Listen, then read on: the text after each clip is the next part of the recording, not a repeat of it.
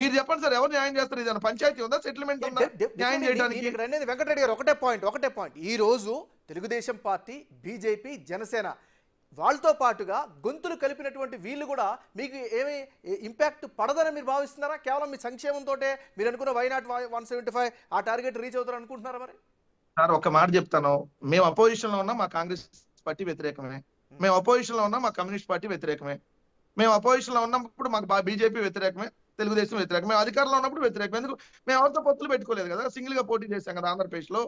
అన్ని ఎన్నికలు మేము సింగిల్ గా పోటీ చేస్తాం. మాతో ఎందుకు వాళ్ళు మమ్మల్ని మాకు మద్దతు ఇస్తారు చెప్పండి? మేము వాళ్ళతో ఉన్న వాళ్ళకు 4 సీట్లు ఇచ్చాం అనుకోండి, కమ్యూనిస్టులకి మాకు మద్దతు తెలుపుతారు.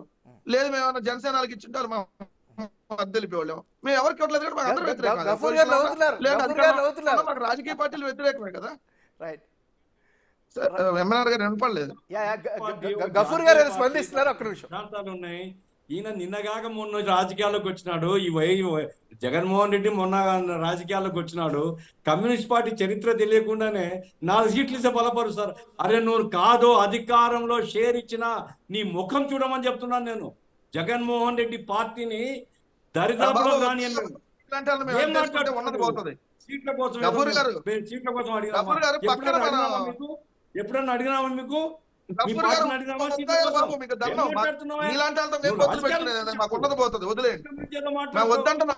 సీట్ల కోసం మేము ఉన్నట్లు, మేము సీట్లు గెలవాలనుకుంటే మేము తెలుగుదేశం వాళ్ళతో కూడా మాట్లాడుకోవచ్చు. కానీ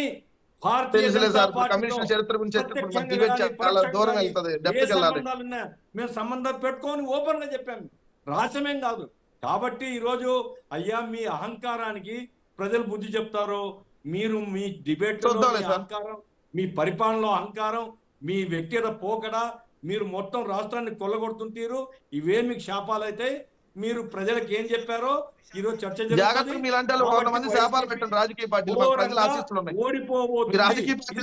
భయపడే వాళ్ళు ఇక్కడ ఎవరు లేరులే కానీ. రైట్, ఓకే, ఒక్క నిమిషం సార్, ఒక్క నిమిషం.